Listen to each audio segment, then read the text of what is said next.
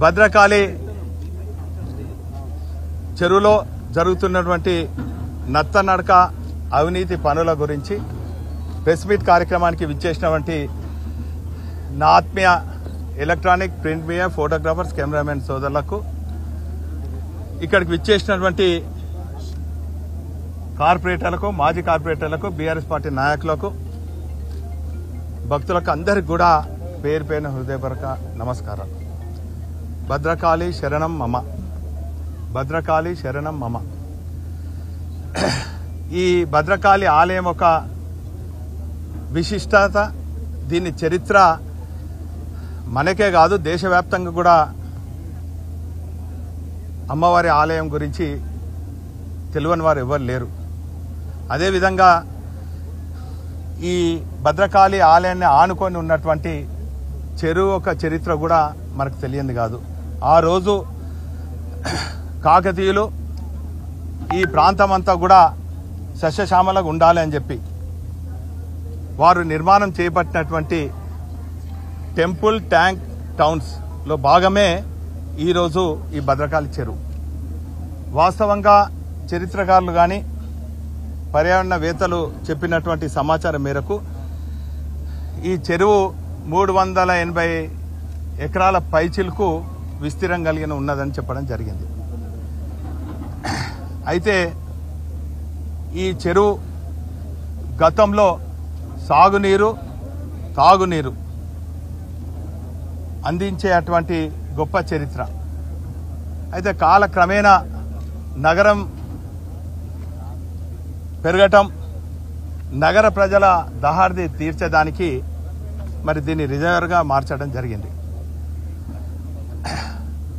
ఈ చెరువు మత్తడి పడితే ఆనాడు గొలుసుకట్టు చెరువులు నిర్మాణం చేసినటువంటి కాకతీయులు మత్తడి అనంతరం ఇక్కడి నుంచి నాగరం చెరువు వరకు పోయే మరి నాలాలు కూడా ఉండే.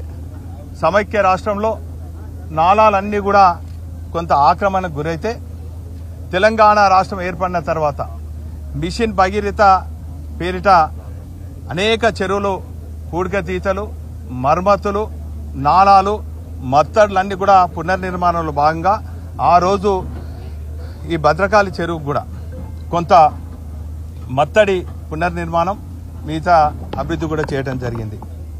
అయితే దురదృష్టవశాత్తు 2003లో మరి 7వ నెలల బహుశా 20వ తారీఖు అనుకుంటా అకారణంగా పెద్ద ఎత్తున దేశంలో ఎక్కడి లేని విధంగా వర్షపాతం ఇక్కడ నమోదైంది. 100 ఏళ్లలో కూడా అంత వర్షపాతం నమోదు కాకుంటే 23లో పెద్ద వర్షపాతం నమోదైతే ఆ కారణంగా కొంత లోతట్టు ప్రాంతంలో కూడా ఈ వరద నీరు వచ్చినాయి. ఆ తర్వాత ఆ పరిస్థితిని కేటీఆర్ గారు సమీక్షించుకొని వెంటనే 100 కోట్లు, అదేవిధంగా 180 కోట్లు కూడా ఈ భద్రకాళి చెరువు మరమ్మతు, అదేవిధంగా నాలాలు రివిట్మెంట్ అన్ని కూడా అభివృద్ధి కోసము అడ్మినిస్ట్రేషన్ శాంక్షన్ కూడా ఇచ్చింది.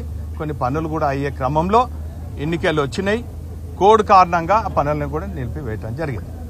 అయితే ఎన్నికల సమయంలో కాంగ్రెస్ పార్టీ నాయకులు మాయ మాటలు చెప్పి అమలు కాని 420 హామీలు ఇచ్చి 6 గ్యారంటీలతోని అధికారంలోకి వచ్చిన తర్వాత అనేక రంగాలలో అవినీతికి తెరలేపారు.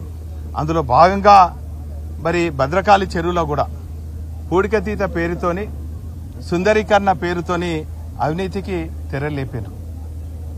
మరి ఆ క్రమంలో నవంబర్ 7న ఇక్కడ ఉన్నటువంటి భద్రకాళి చెరువులో ఉన్నటువంటి నీళ్ళన్నీ కూడా మరి మొత్తం విడుదల చేసిండ్రు.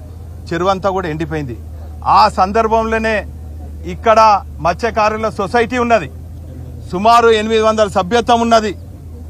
1600 మంది రోజు వారి పొట్టకూటి కోసం జీవనోపాధిగా కులవృత్తిగా ఉన్నటువంటి 1600 మందిని ఆందోళన చేస్తే ఈ అధికార పార్టీ నాయకులు నెలలా మీకు ఇది మళ్ళా నీళ్ళని కూడా నింపుతాము, మీకు ఎక్కడ జీవనోపాధి దెబ్బగా తినదు, ఒకవేళ నష్టపరిహారం అయితే మరి మేము కట్టిస్తామని చెప్పి ఇక్కడ మత్స్యకారులను కూడా మభ్యపెట్టినటువంటి పరిస్థితి.